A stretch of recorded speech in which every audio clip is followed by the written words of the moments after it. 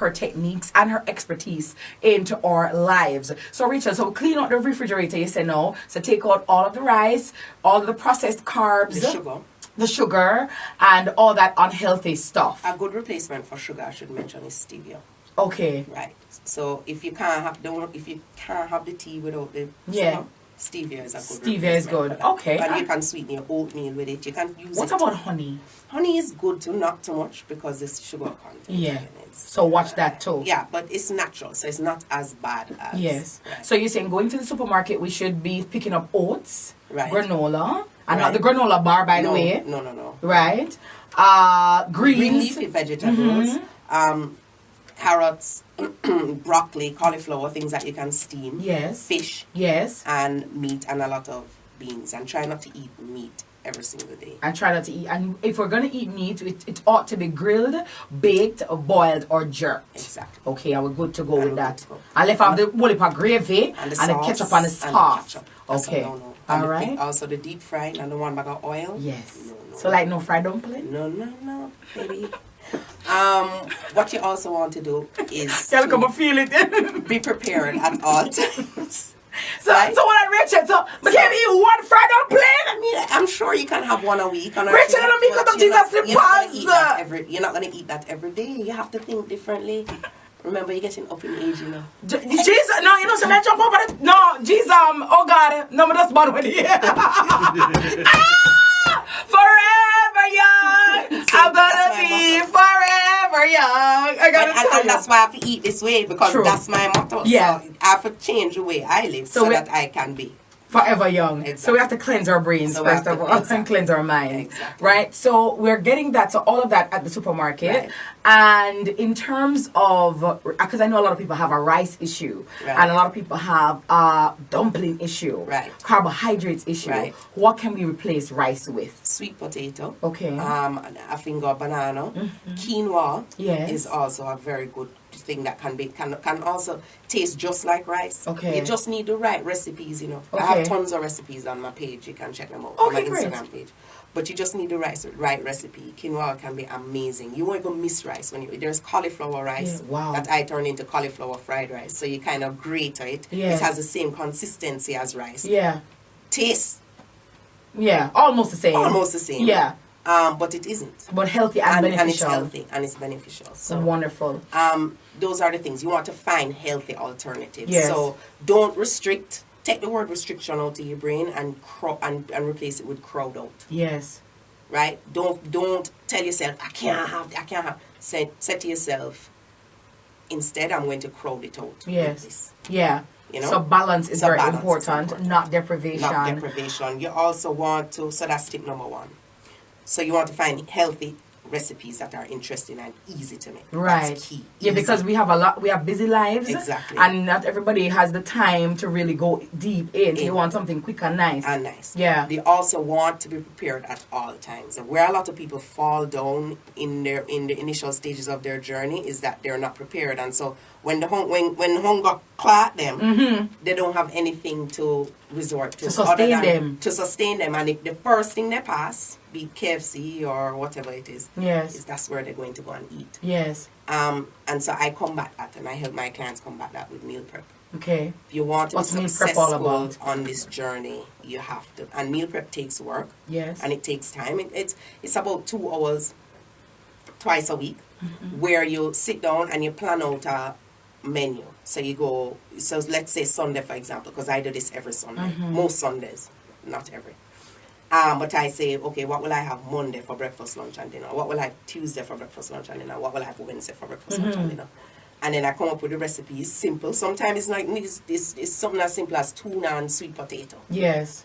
But I prepare it and I freeze it. Okay. And that way, I put it in the containers, and that way when it's frozen, I can just grab it, heat it up, and have it. And good to go. And pack my lunch kit, and I take it. I always leave a snack in my car. Yes. At all times. A pack of almonds is in my glove compartment or in my drawer at work at all times. Yes. A lot of my clients have candy in their drawer at work. Yeah. So no candy in the drawers at work. Take that out and put some almonds in there. Okay. What if you're allergic to nuts? If you're allergic to nuts, you can put apples. Yeah. You can have fruits. Yeah. You know, or you can put an apple in there. Yeah. You know, just always try to have a snack on you.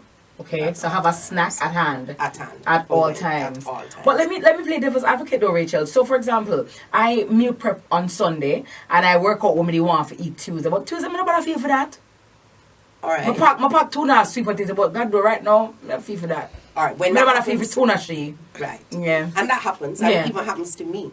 But what am I going to do? Am I going to go and drive to a fast food joint? Or if I don't feel for it, am I going to go and drive to somewhere where I know I can get a fresh salad? You know, something that will also satisfy my hunger, but is not what I have in my container. It's the choices, you know. And we are what our choices. We are the choices We make, yeah. And I tell people this all the time because they will look on my page and say, oh, how you do it? You're so dedicated and you're so committed. I am not any of those things every single day I wake up just so blah. Yeah. No, I have to make a committed choice to be that. Yes. And some days I don't make that choice. Yes. You know, and I'm the complete opposite. Yes. But for the most part, I make sure I make that choice. So the discipline and the stick-to-itiveness is very important. It is. You can never get away from that. Let's talk about incorporating the children in it, because I know a lot of people have challenges because they are mommies and they're daddies. Yeah. And it's one thing when you want to eat healthily, but then you have the kids and you have to remember them, or how do we incorporate the children on the journey so we train them from their very embryonic stages how to eat in a healthy way? Okay, so I go through this with a lot of my clients also. They'll say to me, oh, but him not going to want that, or him not going to want to eat that. Children are what they see. Yes. And they are what they know. And I'll give you the perfect example. I started my journey with my youngest. My son was about 1 when I started, or 6 months when I started. But my other 2 kids were older. Yes. And it's so much harder to get them to eat healthy stuff than it is to get my youngest son, Jacob, to eat healthy stuff. Right. Why? Because he grew up, while he was growing up, I was consciously making sure that he was eating healthy. Yes. You know, whereas with the other 2, I wasn't as enlightened as I am now. So it was just, you know. Anything goes. Anything goes. And he will be the first to run up to the kitchen for his tuna noni aloe juice. Yes. He'll be the first to drink green juice. Yes. Whereas the other 2 have to be fight. They still drink it, you know, because that make interesting ways for them to get into it.